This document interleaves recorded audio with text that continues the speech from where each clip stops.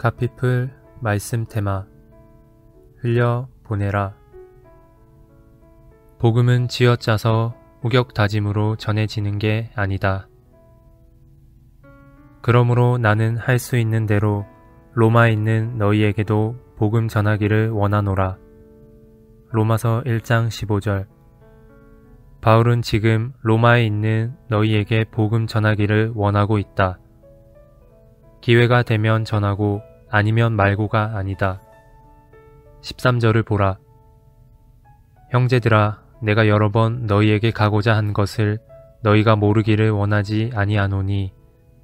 로마서 1장 13절. 그런데 이 너희가 누구인가? 8절에 너희가 누구인지 나오는데 깜짝 놀랄만하다.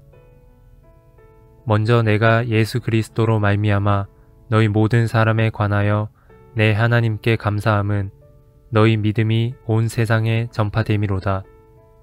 로마서 1장 8절.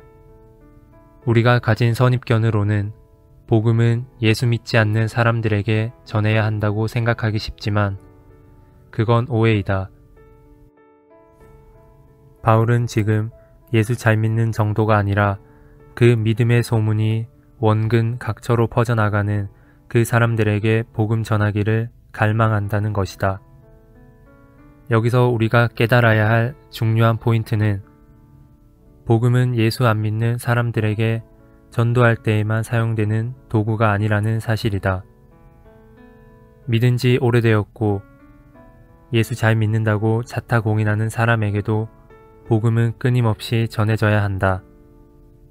그래야 교회를 향한 열심은 있지만 그 내면에는 복음에 대한 감격이 다 식어버리는 불행한 일을 막을 수 있기 때문이다. 아무런 감격 없이 기계적으로 습관적으로 교회에 나와 앉아있는 성도들이 얼마나 많은가. 이런 증상을 보이는 모든 기존 신자들은 다 복음을 다시 들어야 한다. 주일날 지각하지 않고 교회에 나오는 것, 바른 자세로 앉아 예배를 드리는 것, 주중에 큐티를 하고 말씀을 읽는 것 등 올바른 신앙생활 태도를 갖는 것이 중요하지만 그 모든 행위 이전에 나를 구원해 주시기 위해 십자가를 지신 주님에 대한 구원의 감격이 회복되어야 한다는 것이다. 바울이 가진 열정이 바로 이것이었다. 바울은 복음으로 먼저 본인에게 이런 회복이 일어났고 그리고 거기서 그치지 않고 그 회복된 감격을 이웃에게 전하고자 하는 열정이 마음 깊은 곳에서부터 솟아올랐다. 우리에게도 이런 복음의 감격이 회복되어야 한다. 그리고 이 감격이 회복될 때 바울처럼 복음을 누군가에게 전하지 않고는 견딜 수 없는 마음이 생긴다는 사실을 깨달아야 한다. 루터가 왜 목숨 걸고 종교개혁을 했는가? 자기가 복음의 참 비밀, 로마서 1장 17절의 비밀을 발견하고 나니 주변 사람들이 너무나 불쌍한 것이다. 이게 아닌데, 진리는 이게 아닌데. 여전히 복음의 진리를 모른 채 그 암흑시대를 살아가는 인생들이 너무 불쌍하니까 종교개혁을 단행한 것 아닌가? 전도라는 것도 마찬가지이다. 내 안에 복음의 감격이 흘러 그 열정이 전해지는 게 전도이다. 우리 교회에서 진행하는 에듀투게더 사역에 벌써 10년 넘게 봉사하고 있는 한 집사님의 아내가 홈페이지에 이런 고백을 남긴 적이 있다. 그 남편이 설교 중에 하나님이 우리만 좋으라고 우리에게 은혜를 주신 게 아니다 라는 말씀을 듣고 계속 밖으로 나가야겠다는 마음의 부담이 있었다고 한다.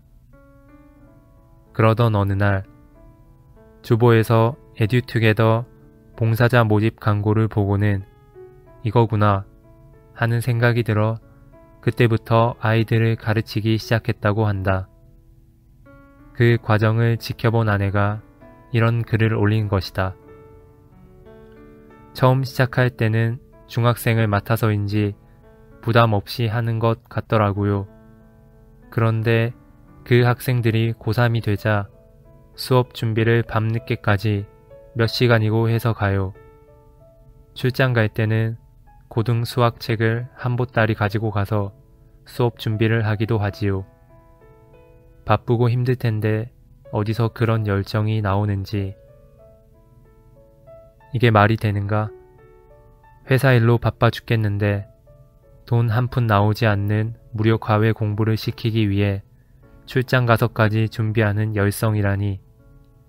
아내가 봐도 어디서 이런 열정이 나오는지 의아하기만 하다. 어디서 이런 열정이 나오는가? 나는 안다. 원래 복음의 속성이 그런 것이다. 내 안에 구원의 감격이 회복되면 그 구원이 흘러가게 되어 있다. 우리 교회의 한 가정이 3년 전에 큰 아픔을 겪었다. 부부가 같이 택배 일을 하면서 열심히 사는데 미처 보지 못한 다른 운송 차량과 충돌하여 아내가 그 자리에서 목숨을 잃었다. 그런데 그 큰 슬픔을 당한 가정을 위로하려고 신방을 갔던 담당 교구 목사님이 도리어 큰 은혜를 받았다면서 내게 메일을 보내왔다. 처음에는 분하고 원통한 마음에 보험회사 측에 가해자를 만나지 않게 해달라고 요청했는데 계속 마음속에 미움이 사라지고 용서해야 한다는 마음이 들어왔다는 것입니다. 특히 설교를 통해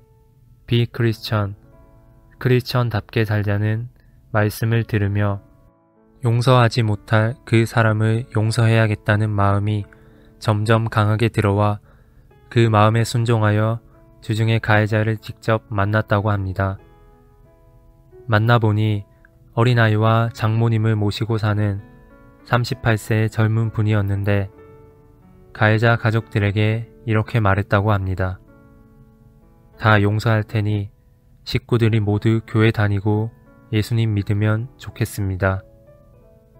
그 말씀을 하고 오셨답니다.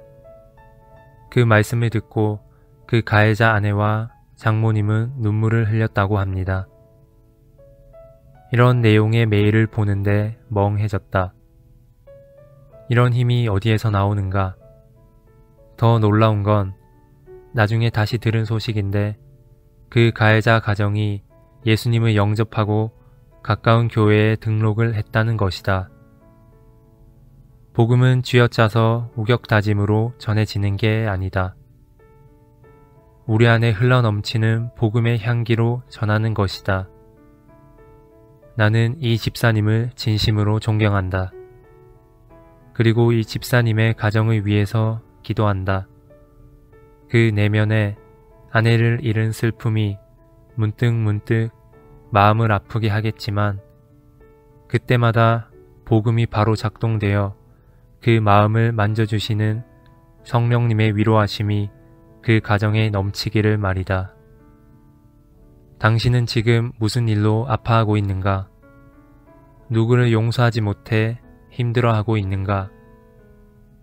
무슨 일로 루터가 복음을 깨닫기 이전에 그 눌림과 두려움과 공포와 하나님을 향한 분노와 울분에 빠져 있는가? 우리에게 복음의 능력이 나타나기 바란다. 식어버린 구원의 감격이 회복되는 은혜를 누리게 되기를 바란다. 그래서 그 감격을 상한 심령으로 고통당하는 주변 사람들에게 흘려보내는 복음의 능력을 전하는 우리가 되기를 주님의 이름으로 축복한다. 가피풀 말씀 테마 흘려보내라.